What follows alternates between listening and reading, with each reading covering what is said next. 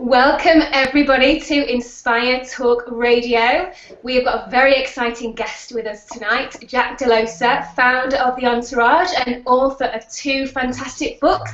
His latest book, Unwritten. So we will be having a chat about that this evening, as well as talking about disrupting business education through passion, innovation and collaboration. Before we dive in with Jack, I'm going to hand you over to our fabulous co-host, Federico Ree, who's going to tell you a little bit more about InspireTalk Radio and what it's all about. G'day Laura, well thanks for the raving review and the introduction. I can't believe I'm actually sitting here tonight talking to the Jack DELOSA, a man that I've admired and followed for many years. Being an entrepreneur myself, I can't think of anything better than listening to Jack tonight and actually asking him plenty of great questions that will follow shortly after this introduction. So Laura, thanks again, and particularly to you, Jack, a huge thank you for your time. Thanks for having me, guys. Really good to be here. Absolute pleasure. So Laura, look, I'll pass it back to you, and we'll get cracking, and yeah, we'll take it from there. All right, fantastic. Well, let's dive in. Jack, I'd like to talk to you about the Entourage to begin with, and just ask you, why is the Entourage a little bit different to any other institutions out there who are teaching business education? Really good question, and thank you, Laura. Yeah, well, we started the Entourage out of dissatisfaction for how traditional education educates or doesn't educate people that want to be entrepreneurs, or people that want to even think differently and think innovatively within an existing organization. And so the philosophy that underpins the Entourage is that we believe education can play a real powerful part in enabling entrepreneurs and innovators, provided it's done well and provided it's taught by the right people.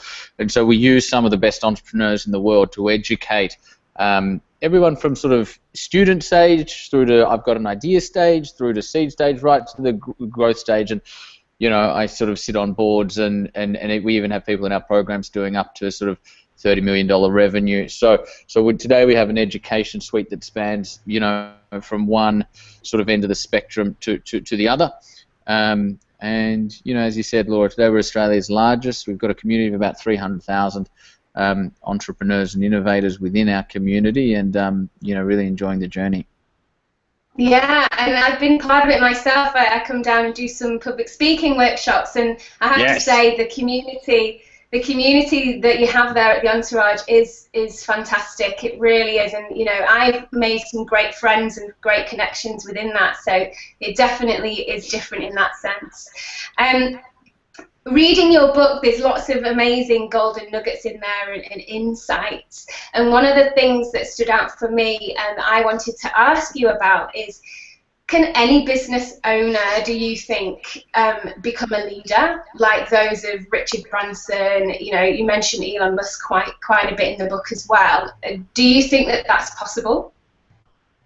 So I come from a view that shouldn't be what we're striving for. Right, so my view is not everybody should want to be an entrepreneur, and not everybody should want to be Richard Branson.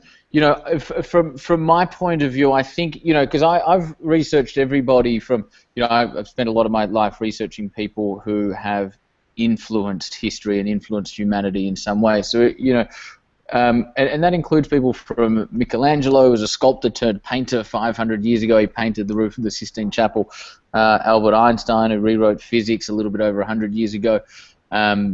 You know, Martin Luther King, or Nelson Mandela, or Oprah Winfrey, or J.K. Rowling, who, you know, is the author of Harry Potter and today is credited with doing more for childhood literacy than any other person in history.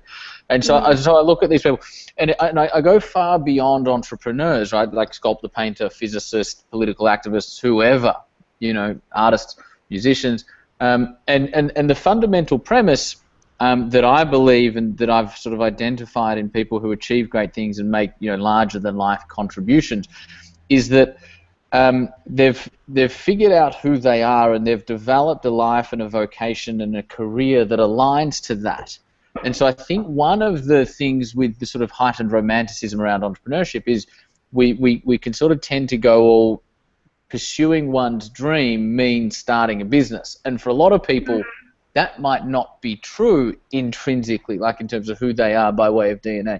And so my core philosophy is, when what you do is fueled by who you are, that's when you'll be, that's when you'll do your life's best work and sort of be at your most sort of powerful, if you like.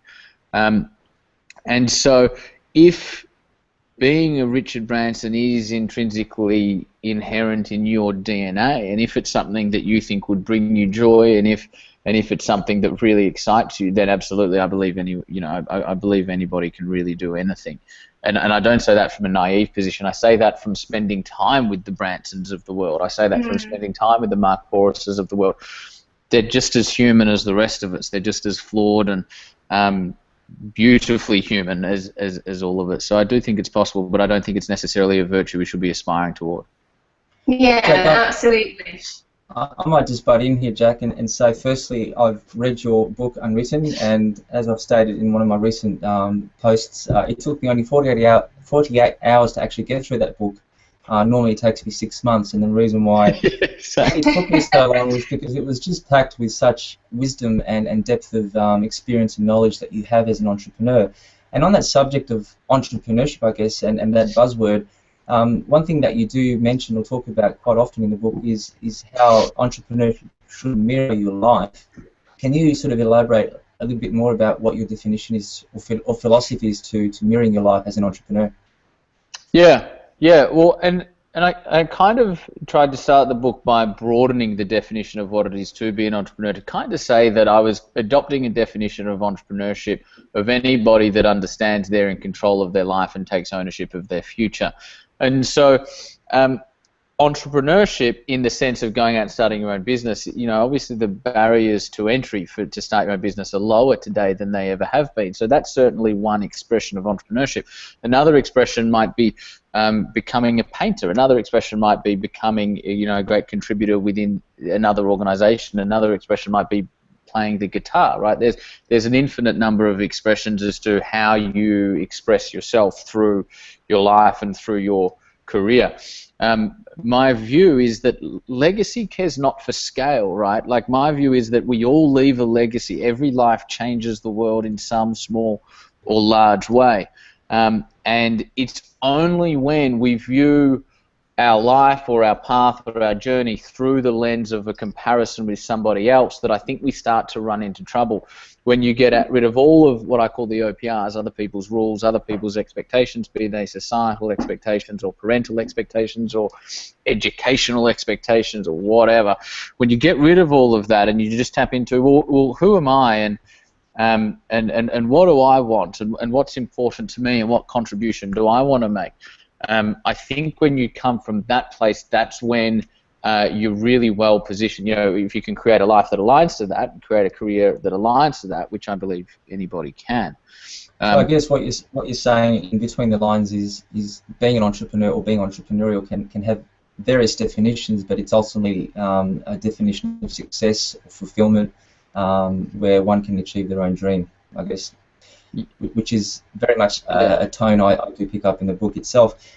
You talk about education, obviously, extensively throughout the book, and essentially what the Entourage does is about innovating or disrupting education. So what is your philosophy or perhaps outlook on the future of education in terms of what's going on at school, what's going on at traditional university with business, and how is obviously the Entourage making a change in all that? Yeah, I think the education landscape is really disappointing from primary school to high school to tertiary education, and obviously tertiary education is the space that tertiary education and vocational education is the space that I play in. If I speak about education broadly, I think education was developed for the industrial age, where we were literally producing people to be cogs in machines, right? You wanted to be a factory worker. So you were somebody in a production line of a factory, and so school was great with regards to developing conformity and developing uniformity.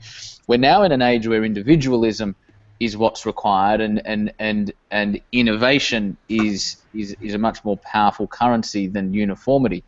Every year IBM do a study, and there's a CEO study, and in 2008 they researched 1,200 of the world's top CEOs and said, what's the core skills you want in the people that you bring into your organization? And the two core characteristics were adaptability to change and creativity in developing new ideas. but that's not reflected in education curriculum, education content, education teaching methodologies. And so there's this broadening gap between what the world needs and what education and university is preparing us for, right? Like you hear, like how often do we hear about the war for talent, and there's businesses and we can't find the people to fill the roles, but then then you hear about graduates who are unemployed or underemployed. So you've got businesses do need great people, right? Businesses are starving for great people who can do great things. And there's people that are starving for jobs. They've just been prepared over the last 14, 15, 16, 18 years for a world that no longer exists. And so there's this massive disconnect that's formed. 56% of university graduates are underemployed or unemployed. And so Entourage is about bringing an up-to-date modern curriculum and teaching methodology to students to enable them to truly develop the skills required to build a successful career and a meaningful life. So I guess if I'm an employer of a large or medium organisation, would my focus or preference going forward be more about, you know, employing that entrepreneurially spirited individual, or is it more about getting that that, you know, intellectual individual that has all the qualifications of an MBA and so forth? What would you say would be the safer bet or more the direction? Well, I don't know really any businesses that look for MBAs anymore, right? Like even if you go to the most traditional, largest, prestigious corporations in the world, Ernst & Young, PricewaterhouseCoopers, right, the largest accounting firms in the world, they've removed their degree classifications from their recruitment process because their HR teams did a bunch of research and identified that success in higher education didn't correlate whatsoever to success in one's career. And it's kind of like, guys, you know, education is a multi-trillion-dollar industry. Why didn't someone identify this earlier, right?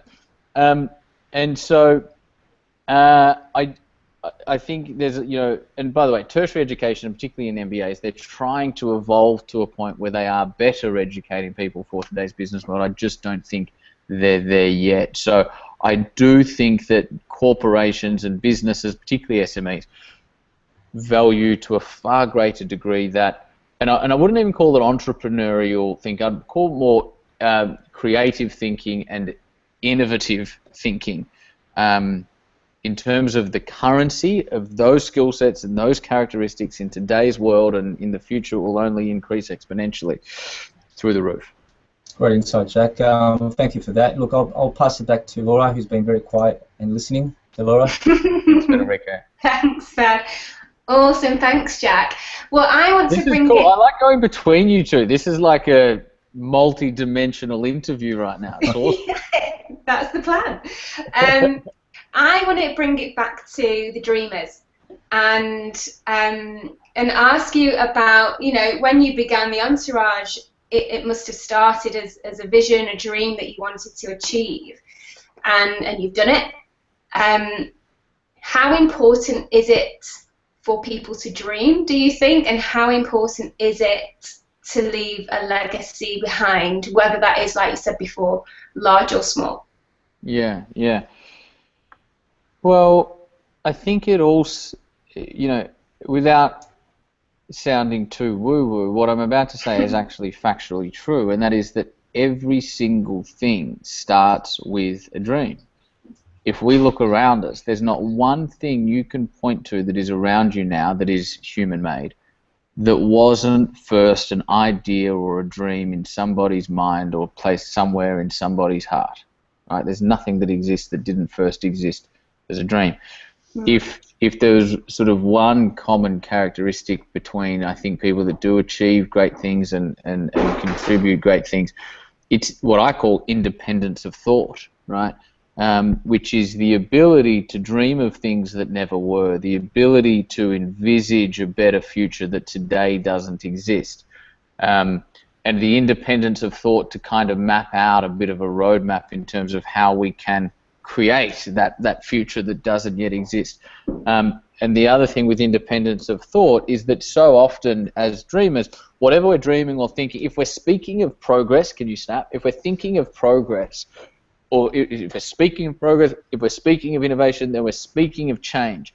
And we live in a world that finds comfort in familiarity.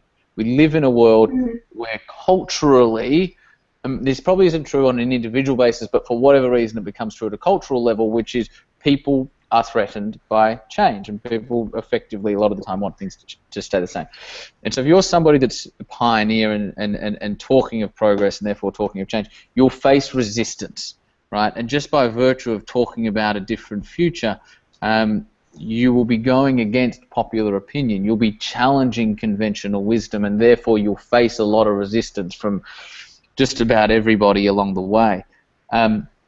And so you need to have a high degree of independence of thought to protect your dream, to stay connected to your dream, and to ultimately see it through to a point where it's what other people will deem to be a reality. Absolutely, I love that. And yeah, the independence of thought is, I think as well, that takes courage. It takes courage to follow, initially to follow the dream, and that kind of leads on to my next question, which is, and I think it links to why the Entourage exists as well, is that, you know, what does it take to keep that dream going, and to, you know, can you do it alone, or do you need a certain strategy or certain people around you or certain community in order to make that dream a reality? I think that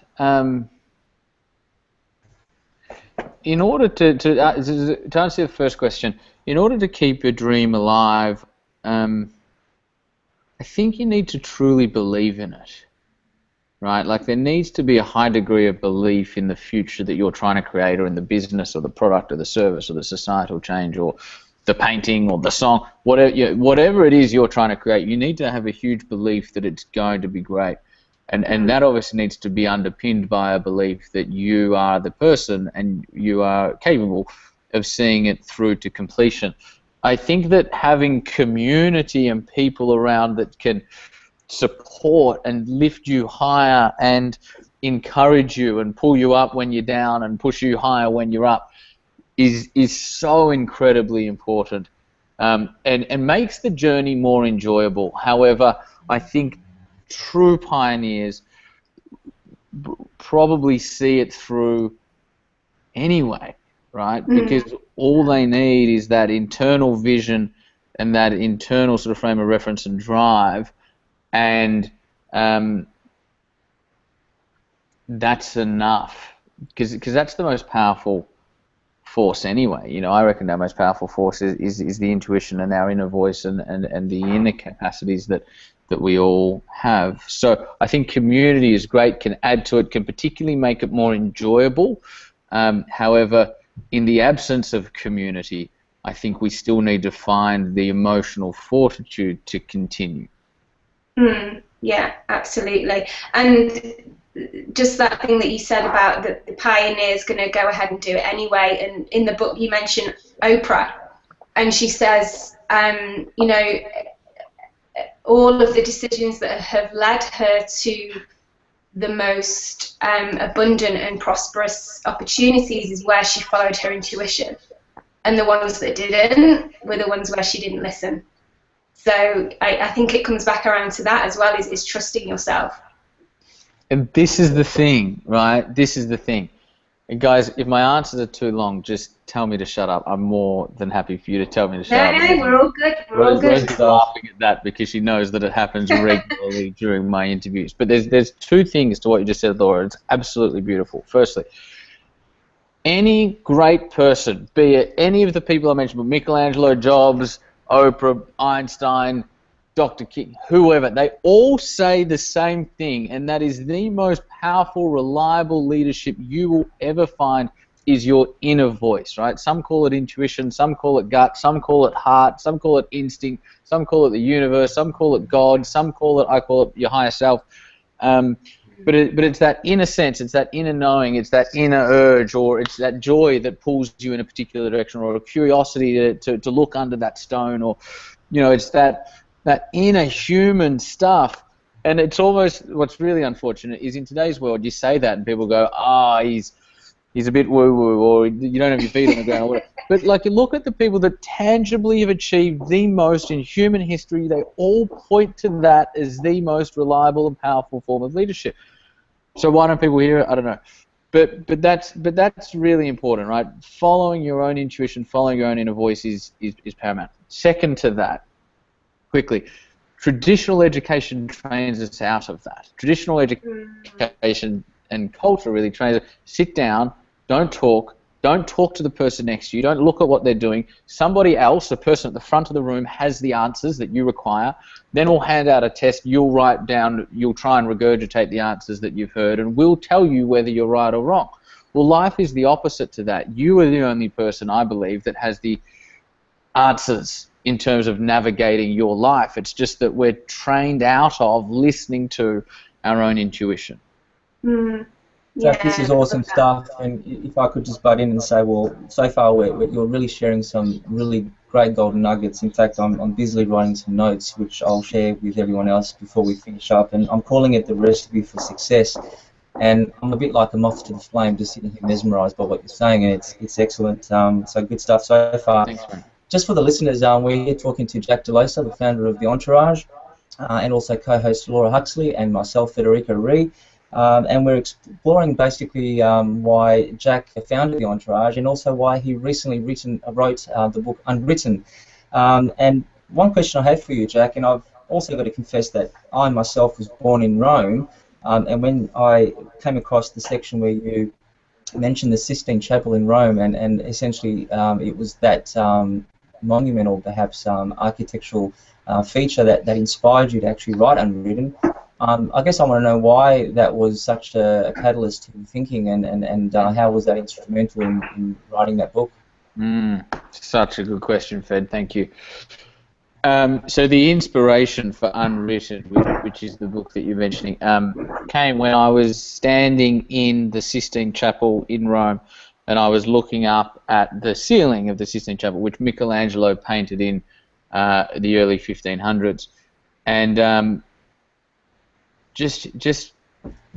prior to that, I'd recently spent a bit of time on Necker Island as well with Richard Branson, right? And so I'd kind of got a huge insight into. I'd worked with Branson in 2010, and then I'd gone to Necker again, and spent a bit of time with him in his home, right? And seen so much of who he is as a person, and as a flawed, imperfect human being walking around in his board shorts just like the rest of us. And then after that, I was in Rome and sort of looking up the Sistine Chapel, and my tour guide was talking to me about Michelangelo's life and the principles that guided his life, and how he wasn't a religious person, and in a lot of ways he had this kind of an adversarial relationship with the Catholic Church at the time. And the Sistine Chapel is a significant building to the Catholic Church, but the Pope had asked him to paint the ceiling of it. He said no. The Pope said, yes, you will, and you couldn't argue with the Pope in those days, and so he had to go along and paint the roof of the Sistine. He'd never done a painting before. He was a sculptor. He wasn't actually a painter. And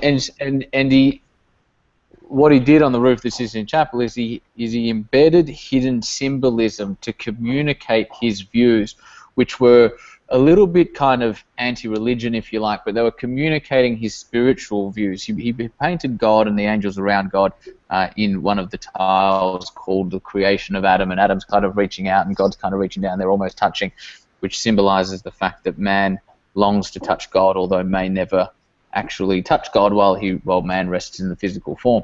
And I believe what Michelangelo was kind of communicating was that we create God with our own thoughts, and that God is not something that is disconnected to us, but is something that is the same as us. And one of Michelangelo's views is that you don't need to go through an institution in order to reach God. It's something that it's an energy and an essence that is already inside us, and that we're already intrinsically connected to. Had that symbolism had been found during his time, he would have been executed, right? And so I'm going, this guy was a sculptor turned painter 500 years ago, and he was a rebel, right? Like he was kind of anti-institution. He was arguing against conventional wisdom. He was arguing against the very institution in which he was painting the roof for. and he was willing. He was so intrinsically connected to his work that he couldn't remove his personal views from his painting. He would rather risk his life to leave his views, because his painting, his work, was an expression of who he is, who he was. He would rather risk his life than paint something that was inauthentic to him. And it was, for me, it was the final straw to go, it doesn't matter who I research or who I speak to, whether it's Time with Richard, whether it's learning about Michelangelo, whether it's learning about Oprah or learning about Nelson Mandela, it's all the same stuff: independence of thought, rebellion against the status quo, ability and the courage to stand up against them, you know, et cetera, et cetera. And so Michelangelo was just another example of that, and that just made that, sort of solidified that pattern for me. Fantastic, very deep and meaningful thought processes there, Jack. Again, I'm just mesmerised by that. Look, moving on to some of the modern day companies such as Nike and SpaceX and Apple, you know, we all know who they are, and we know that they're successful in their own right. But you've also mentioned these particular companies in your book a number of times. What is the common thread from your perspective amongst these companies, and what can we, as perhaps small businesses, learn from these successful entrepreneurial establishments? It's a really good question. I think that great businesses have a high degree of self-awareness, which isn't a term you often hear when talking about companies, right? But if you take Apple, for instance, Apple's a business that has a strong DNA, is intrinsically connected to its values, understands why it exists, understands what it stands for, understands who it stands for. And in understanding all of that, it makes it an incredibly powerful and connected to audience kind of a brand, an iconic kind of a brand, because it understands why it exists, who it exists for, and what it's trying to achieve in the long term. And so the takeaway for entrepreneurs and business owners is that if in business, if you can identify what is your vision, right, and vision in my definition of the word in this context is, what's the contribution you want your business to make? What's your why? And approach your why not from a what's in it for me or what's in it for us perspective, but the contribution that we want to make, right? So Apple's vision is to make insanely great products, make a dent in the universe. Not focused on them, it's focused on the contribution they want to make. So that's vision. Mission is then the company-orientated goal that is focused on us and who do we want to become. And it should be this big, audacious goal that gives us something to fight toward for the next 10 years. And then values, so vision, mission, values. And values are the principles that govern and guide who we are. It sort of articulates our DNA. And I think when you can have a strong vision, a strong mission, and inherently connected and authentic values, you create a self-aware organization that's then conducive to building really effective and meaningful relationships with consumers. So I guess knowing your mission, your vision, and your values clearly is the starting point, or very much the foundation to any. That's right. It's the foundation of identifying your DNA. Exactly. Awesome. I'll give Laura a chance to ask a few questions, Jack, and then we'll probably wrap up in the next 5 minutes. I know that you've got plenty of things to do tonight, so we value your time. So, Laura? Yeah, I've actually got a few questions through from some listeners this evening, Jack. So Mike has sent in a question here, and he says, is there a quick method that people can use to figure out who they are and set out the life they seek from this? Just repeat that last bit, Laura.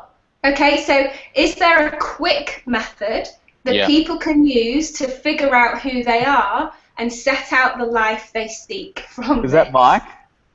That's Mike. Mike. Well, Mike, firstly, why does it need to be quick? If we're talking about what the fucking meaning of your life is, surely we can allocate more than 15 minutes. No, there's no quick method. However, there certainly is a method. Well, I don't know method, but guiding principles, if you like. I think finding out who you are and sort of what a meaningful path for you is going to be is about exploring two things. Firstly, exploring yourself. And so for me, that involves journaling. For some, that might involve meditating. It might involve reading books that prompt exploration. It might involve having great conversations with great people that prompts reflection and exploration. But self-exploration is incredibly important. And in self-exploration, for me, it's as simple as asking yourself two things and being able to answer two questions. What brings me joy? What makes me curious? That to answer those two questions for me is the purpose of self-exploration. And then the second component of exploration is exploring the outer world. And by that, I don't necessarily mean traveling, although that's certainly one method to do it. I just mean going around and trying things, right? Like go and work for people for free in different industries, and go and be in another country for a few weeks or a few months, and just sort of pursue and seek new opportunities in new environments with new people. Why do we do that? Because that kind of acts as a mirror, if you like, that prompts and informs further self and internal reflection. And so the answers, I think, are already within you. You just need to search, and again, that sounds corny, and it's not. I mean it in a really practical sense. What I mean by that is what lights you up already lights you up. You've just got to find it. What brings you joy would already bring you joy. You just got to find it. What makes you curious, you already know. You kind of just need to give yourself permission to let you know, to realize that you already know. And so self-exploration and outer world exploration. Yeah, great answer. Thanks, Jack. And I agree with you there. Like the journaling, for me, journaling is just one of the best ways to work out what on earth is going on. Because you know, the more you do it, then you have inspiration that just comes through that you never even realised was going on under the surface. So yeah, and really, clarity, really right? And processing, because typically, you know, a lot of human beings are experience rich but kind of insight poor, meaning we're having all of these experiences every day. But because we're moving so fast and we get home, we have a glass of red wine, go to bed, get up the next day, do it all again, we've kind of missed a lot of the insight and a lot of the wisdom that was available there for us if we just paused long enough to reflect on what that could have been. And that's what journaling is for me, is it's about taking everything that's going on and kind of making sense of it and working through it and processing it. You can do it in 6 minutes. You don't need to allocate too long. But really useful for making sense of yourself and the world. Yeah, wonderful. Okay, we've got time for one more question. Yes, I'm here, guys. Yeah, I'm here. Was it start? Ask Jack. Goes, why not? By myself. No, start it on me. Oh, okay. Yeah, guys. We're going to start my next thing. They'll just be filming me doing this. So. Okay, we'll just squeeze this one in and then we'll wrap it up. Great. So I have one more question from Jackie, and she says, you talk about being trained out of our own intuition. What kind of exercise would you give a developing teenager to compensate for this education process, especially if they're on entering the commercial world? So do you want me to read it again? No, I'm just pausing because it's such an amazing question. So what would I do with a teenager? That's such a good question. I would provide experiences that helped them develop independence and helped them develop resilience. And so, in other words, I was growing up, for instance, always gave me more respect than I deserved and always gave me greater challenges than I had perhaps earned, and then I would need to step up to them. You know, for Richard Branson, for instance, he tells a story about his mum. You know, one day they were driving home from being sort of in a different city, and she stopped, 20 miles away from home, pushed him out of the car and said, make your own way home, just for no apparent reason, because I think we can tend to over-parent, right? Because we care and love our kids so much, we can tend to want to do everything for them and give them everything and make sure nothing goes wrong. And you over-parent, right? So that when you're not around, there's an element of anxiety and I'm unprotected and I haven't developed the resilience or the independence to stand on my own 2 feet or think for myself. So create and produce experiences and conversations that help them develop their own independence and their own resilience. Second to that, I think a conversation always needs to be had around respect your teachers, respect your parents, respect everybody. but recognize, this is the conversation that my dad actually had with me. OPRs that I talk about in Unwritten, Other People's Rules, that was a concept that my dad taught me when I was 6, right? So OPRs are Other People's Rules, which is the world will have rules, and the school will have rules, and the government will have rules, and a lot of them, if they're useful and meaningful and they're sort of based on integrity and love and doing the right thing, then they're good.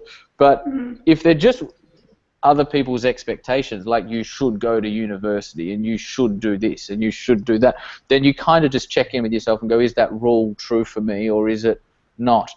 And so I think with teenagers, you kind of want to just remind them that while being respectful to everybody, their voice still is needs to be the loudest and the most powerful guiding mechanism that they have. Fantastic. Jack, I'm realising that we're nearing 9 o'clock, and you've also got another event coming up shortly. So again, thanks for your time. And I guess to wrap up, I've been busily writing notes here. In fact, I've written probably several pages worth, nearly enough to write a book. And I'd like to sort of sum up by saying this, that your philosophy to success, or maybe recipe for success, can be summed up in these key words or perhaps expressions. They include ownership, legacy, innovation, individuality, creative thinking, change, encouragement, intuition, self-awareness, self-exploration, respect, curiosity, and dream. In fact, that's probably my favourite one. And as you would say, Jack, dream out loud is my definite favourite expression of yours. So thanks a lot, Jack. Thanks for being here tonight. It's been an absolute honour, and I look forward to following you with what you are up to and with your journey. So all the best, Jack, and thanks to Laura as well. Fair, Thanks, Laura. Jack. Thank you very much for having me, guys. I was looking forward to this discussion. You know, as Laura said earlier, she's been such an integral part of what we've been doing at the Entourage, and so I've known how amazing you are, Laura. Fed, I can see how amazing you are, and really enjoyed this discussion, and I hope your audience did too. Compliments accepted. Thanks again, and what we'll do now is we'll stop the live transmission. So goodbye, everyone.